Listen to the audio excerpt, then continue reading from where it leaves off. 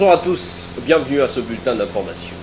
Le bureau de la Commission électorale nationale indépendante, sous l'égide de son président Denis Kadima, a eu un entretien en début de cette semaine avec les présidents du Sénat et celui de l'Assemblée nationale. La question de réformes électorales, telle qu'est prévue dans le cahier, dans la feuille de route de la CENI, a constitué l'essentiel des échanges. Images et commentaires. Aujourd'hui, c'était le tour de voir les représentants de deux chambres dont le rôle est très important en matière du processus électoral. Et nous avons discuté de toutes les questions pertinentes. Vous savez par exemple que nous avions sorti notre feuille de route. Cette feuille de route parle de l'étape des réformes électorales. Et cela va se faire évidemment avec le Sénat jouant un rôle important. Donc c'est parmi les choses que nous avons discutées. Tout cela pour qu'il y ait un cadre de collaboration assez suivi, pour qu'il n'y ait pas de retard ou bien un problème de qualité dans la gestion électorale. C'est question d'abord de traiter de ces matières à temps. Parce que vous savez, s'il y a un retard, ça va affecter nos opérations. C'est pour ça que nous avons voulu juste nous assurer que le président du Sénat, à son niveau, pose les actes qu'il faut pour que nous puissions avoir des réformes à temps et ainsi. Vous venez donc là de suivre le président de la CENI dans ce propos recueilli par Mercis Maïngila. Et puis la gratuité de l'enseignement est devenue une réalité permanente à travers la rigueur du ministre de l'enseignement primaire, secondaire et technique, Tony Mwaba Kazadi.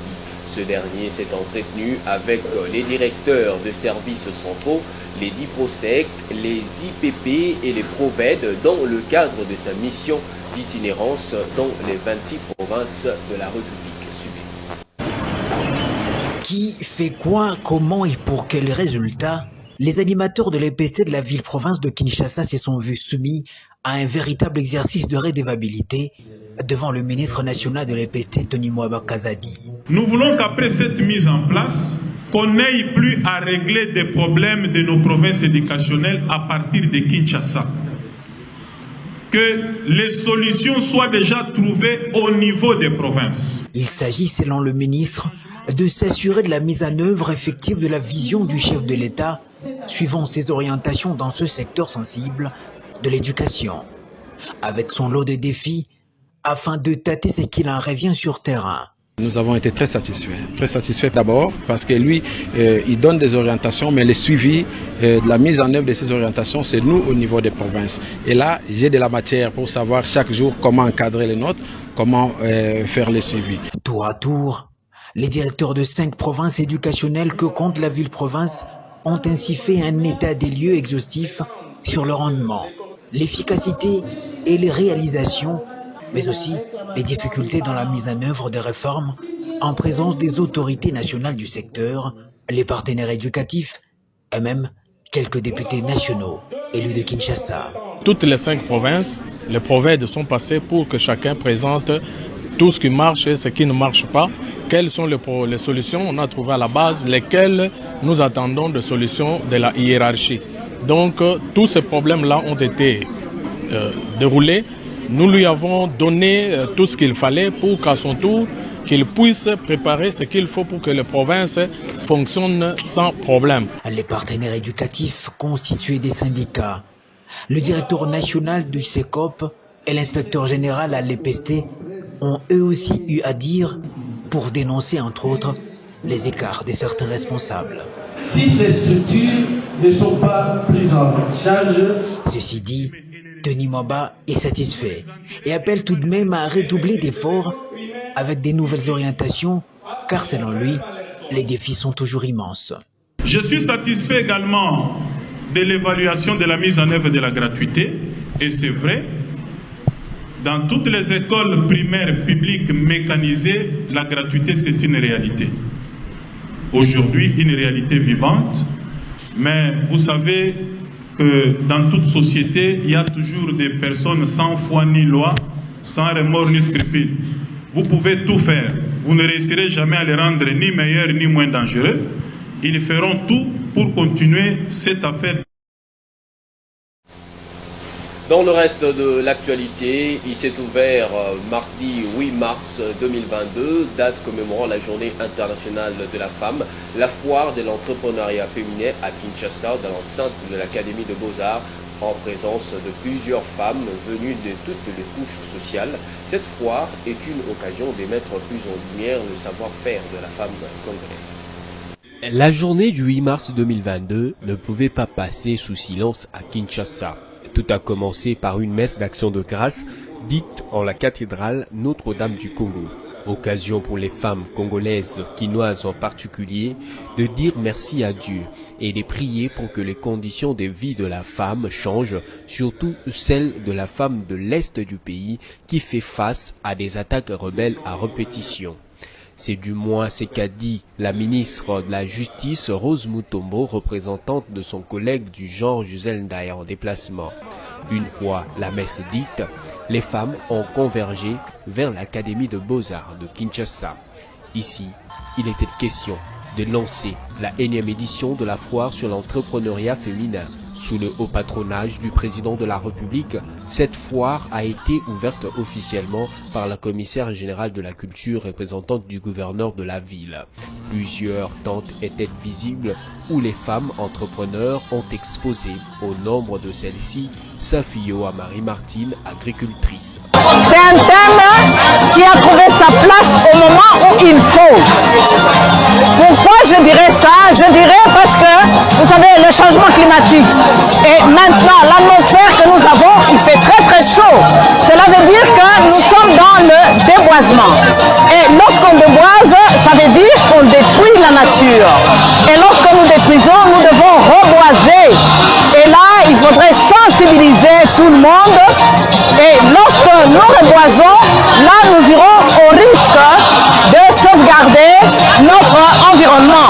Et ici, je tiendrai à féliciter d'abord l'ancienne première dame, Madame Olive Lembe Kabila, qui est dans la protection de l'environnement et qui évite à ce qu'il y ait la catastrophe naturelle. Notez que plusieurs autorités du pays étaient présents, notamment le vice-premier ministre de l'Environnement Eve Bazaïba, la ministre du portefeuille Adèle Kaïnda, ainsi que celui du tourisme Modéron Timba.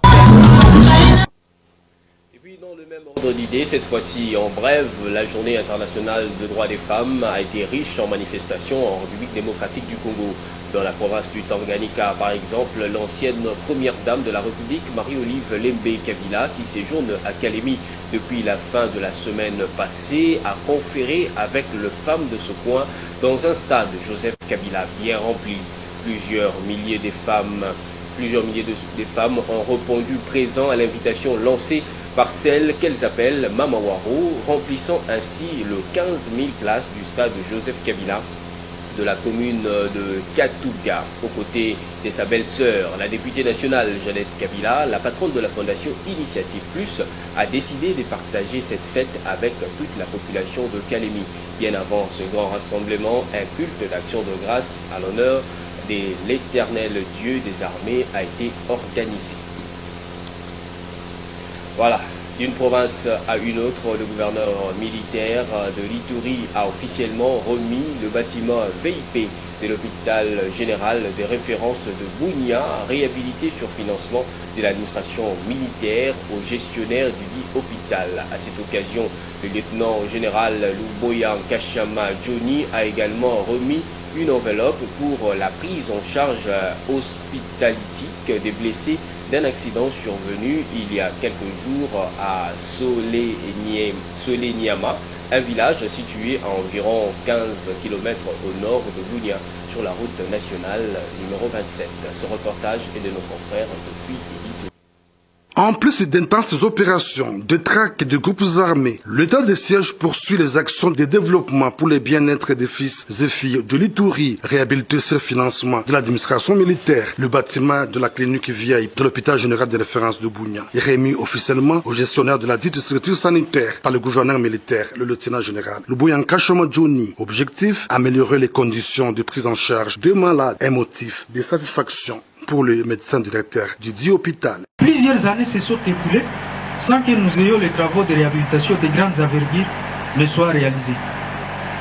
Pour nous, c'est la première fois d'assister à un tel appui que nous disons considérable. Nous vous remercions, Excellence.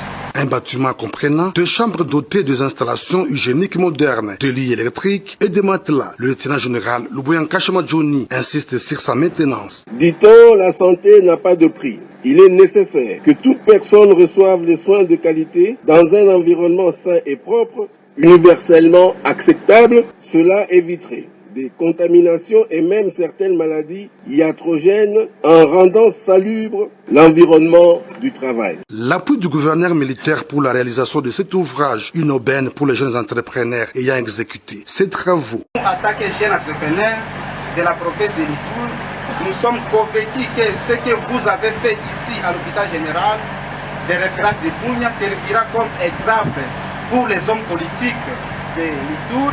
Puisse Dieu vous venir et vous apporter l'état de finaliser les autres projets que vous avez. Disons-le, la réhabilitation de cet édifice s'ajoute à de nombreuses actions sociales et de développement entreprises par l'administration militaire de l'Ituri, le cas de l'hôpital général, des références de Boga, les complexes administratifs du territoire du Roumou et d'autres édifices publics qui ont été également réhabilités ou construits grâce au financement du gouvernement militaire, le lieutenant général Luboyanka Chamadjouni, qui applique à la lettre la vision du chef de l'État congolais, Félix Antoine Tshisekedi Tshilombo, celle d'assurer une protection intégrale à tous les Ituriens.